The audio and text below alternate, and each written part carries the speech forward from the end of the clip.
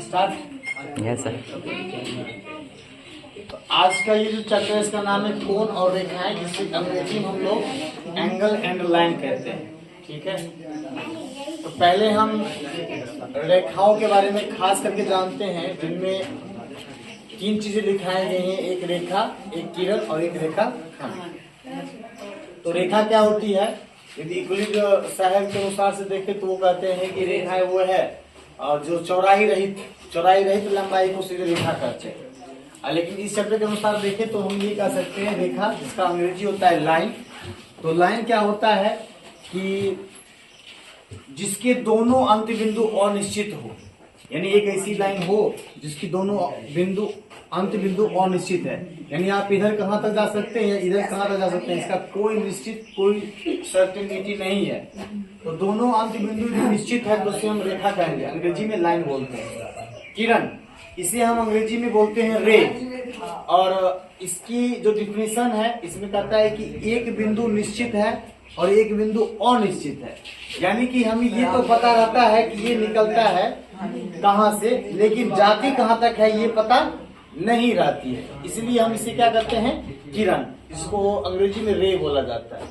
Next topic रेखाखंड। रेखाखंड जो होती है इसकी अंग्रेजी होती है लाइन सेगमेंट, जिसको हम इसमें इसका डिफिनेशन करते हैं कि रेखाखंड रेखा का ही वह भाग होता है जिसका दो अंत बिंदु निश्चित होता है, यानी ये है तो इसी का पार्ट, लेकिन इसके दोनों अंत बिंदु क्या होते हैं, निश्चित होते हैं। हाँ, स्टार्ट करिए। उसके बाद हम लोग पढ़ते हैं फिर यहाँ पर एंगल्स के बारे में। तो there are many angles written on the board. शायद आपने इतने सारे एंगल के बारे में एक बार में नहीं पढ़ा होगा, लेकिन मैं प्रयास किया हूँ कि आप जहां से शुरू से लेकर क्लास 9 तक में जितने एंगल के बारे में आप लोग पढ़ सके, जो आपके लिए जरूरी है, मैं उन सभी का कलेक्शन करके एक साथ लिख दिया। तो आप एक बार ध्यान देंगे और समझ लेंगे तो बात ही खत्म हो जाएगी। तो 0 डिग्री एंगल जो है, हिंदी में इसको शून्य कोण कहते हैं। तो जो 0 डिग्री का कोण है, यानी कोण बनता कैसे? कोण बनता है हमेशा दो किरणों के मेल से। किससे बनता है? दो किरणों। जब दो किरण, आपको लिखा है इसके बारे में डिफिनेशन, जब दो किरणों की एक बिंदु उभयनिष्ठ हो, यानी इस प्रकार की हो। देखिए ये एक किरण है और कोई दूसरा एक किरण है, कोई दिक्कत? अब यहाँ देखिए दोनों के बिंदु अलग अलग हैं। ये मानो कि ए है और ये बी है, और यहाँ देखिए ये ए है और ये सी है। आप मान लीजिए इसका नाम भी। अब जब ये दोनों किरण की एक बिंदु ऐसा हो जो उभयनिष्ठ हो, यानी दोनों का बिंदु एक ही हो जाए, यानी मानिए कि इस चीज को उठा के हम यहाँ लेके आए और इस प्रकार का कर दें, तो जब दो किरण की एक शीर्ष जो है इसका क्या मिल जाए, उभयनिष्ठ, यानी कॉमन हो जाए। अब देखिए ये ए से बी और ये ए से सी, तो यहाँ पर इन दोनों के बीच में गैप होता है, इस गैप को ही बोलते हैं कोण। क्या बोलते हैं? अंग्रेजी बोलते हैं एंगल। क्या बोलते हैं? एंगल। तो अब यहाँ पे देखिएगा 0 डिग्री एंगल है, तो जब ये दोनों के दोनों रेखाएं एक दूसरे के ऊपर हो, यानी उन दोनों के बीच में गैप नहीं हो, इसका मतलब है कि उसको हम कहेंगे 0 डिग्री एंगल। लेकिन जब उनके बीच में इस प्रकार का गैप हो कि वो 0 डिग्री से बड़ा हो लेकिन 90 डिग्री से छोटा हो, तो जब कभी कोई angle, when A angle is more than 0 degree and less than 90 degree, तो उसे हम कहते हैं एक्यूट एंगल। हिंदी में बोलते हैं न्यून कोण। क्या बोलते हैं? न्यून कोण। तो न्यून कोण एक्यूट एंगल, जो कि 0 से बड़ा होता है और 90 से छोटा। यदि हम राइट एंगल की बात करें तो यहाँ पे क्या होता है कि 90 डिग्री के एंगल जो होते हैं उन्हीं को हम क्या बोलते हैं? Right angle. क्या बोलते हैं? Right angle. हिंदी में बोलते हैं इसको समकोण। क्या बोलते हैं? समकोण। ऑब्ट्यूज एंगल होता है, इसका हिंदी होता है अधिक कोण। क्या होता है? अधिक कोण। तो ये ऐसा कोण होता है जो 0 डिग्री से बड़ा होना चाहिए तथा 180 डिग्री से, चाहे वो 90 से बड़ा, 91 क्यों ना हो, 92 क्यों ना हो, वो अधिक कोण ही कहलाएगा। तो 90 से बड़ा हो लेकिन 180 डिग्री से छोटा, तो वो सभी के सभी कोण क्या कहलाएंगे? ऑब्ट्यूज एंगल कहलाएंगे, या उसको हम हिंदी में क्या बोलेंगे? अधिक कोण बोलेंगे। Very good. अब पढ़ते हैं स्ट्रेट एंगल के बारे में। तो स्ट्रेट एंगल क्या होता है? इसको हम स्ट्रेट एंगल को बोलते हैं रिज्यू कोण भी कहते हैं, सरल कोण भी कहते हैं। बिल्कुल ठीक। तो इसका जो स्ट्रेट एंगल है, इसका डिफिनेशन बहुत आसान है। इसको बोलते हैं 180 डिग्री कोण को क्या बोलते हैं? रिजु कोण, सरल कोण, ये सब रहता है लिखा हुआ। तो 180 डिग्री का कोण का स्ट्रेट एंगल। एक होता है रिफ्लेक्स एंगल, जिसको हम बोलते हैं पुनर्युक्त कोण। तो रिफ्लेक्स एंगल जो होता है वो कहता है कि 180 डिग्री से बड़ा होना चाहिए, लेकिन छोटा कितना से होगा? 360 डिग्री से। तो when angle more than 180 degree and less than 360 degree, then we called that angle is reflex angle। बहुत अच्छे। अब है कंप्लीट एंगल। कंप्लीट मतलब होता है पूर्ण। तो पूर्ण कोण क्या है? तो भैया देखिए, कभी भी आप किसी कोण के किसी बिंदु के चारों ओर का कोई कोण मापिएगा, वो कितना डिग्री का होगा? 360 डिग्री का।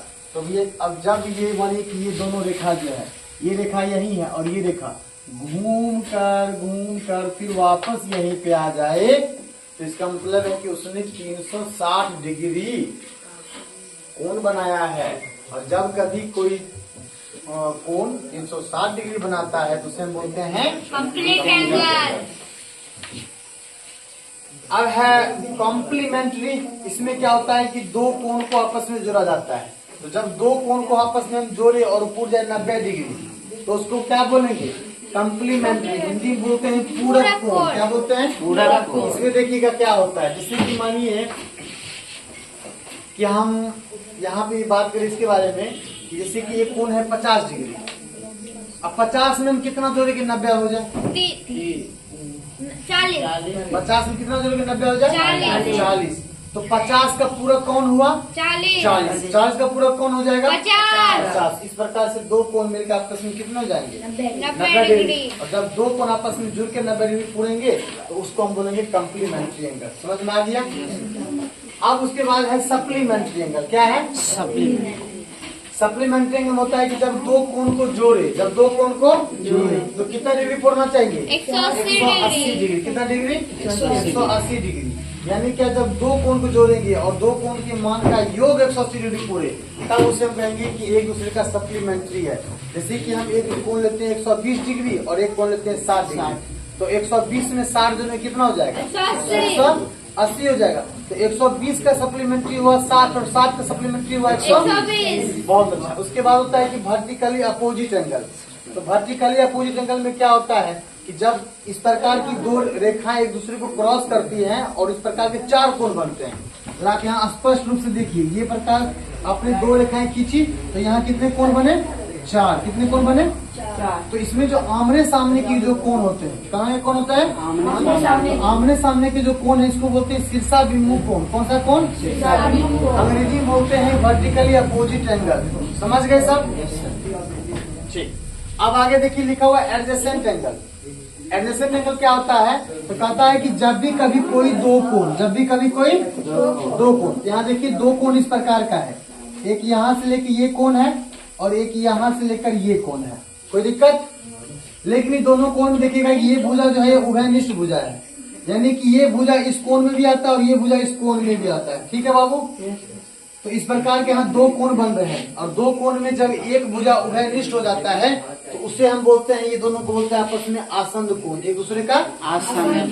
और आपको इस में एक नियम पढ़ना पड़ेगा, जिसमें आप ये नियम ये पढ़िएगा कि जब कभी किसी आसन्न कोण के मान का योग 180 डिग्री हो जाता है तो उसे बोलते हैं रैखिक योग। यानी यहाँ पर देखिए ये एक आसन्न कोण है और ये एक आसन्न कोण। यदि हम इस दोनों को जोड़े और मानिए कि 180 डिग्री पूर जाता है, इसका मतलब कि ये एक रैखिक योग है, यानी यहाँ पर ये रेखा सीधी होगी। रैखिक युग में है तो इसकी मतलब रेखा क्या होगी? सीधी होगी। आपको ये क्वेश्चन भी आएगा प्रूफ करने के लिए। अब बस कुछ और लाइन बचे हैं, जरा ध्यान रखें।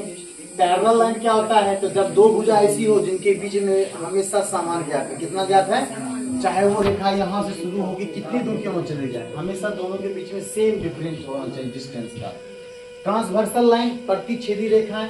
तो ट्रांसवर्सल लाइन क्या होती है कि जब जैसे इस प्रकार की दो रेखाएं हैं और इन दो रेखाओं को ऐसे करके काट दे या इस प्रकार से आगे काट दे, किसी प्रकार से बिंदु को काट दे, तो यदि उसको प्रतिच्छेद कर देगी ना कोई तीसरी लाइन, तो तीसरी लाइन का ही नाम क्या होता है? Transversal line. इट मीन्स की हिंदी में प्रतिच्छेदी रेखा है। अल्टरनेट एंगल क्या होता है? तो कोना कोनी वाला जो कोण होता है अल्टरनेट होता है। जैसे देखिए मैंने यहाँ लिखा एक और यहाँ लिखा एक, ये दोनों एक एक जो है कोना कोनी में, ये हुआ अल्टरनेट एंगल, दोनों अल्टरनेट एंगल हुआ और दोनों बराबर हुआ आपस में।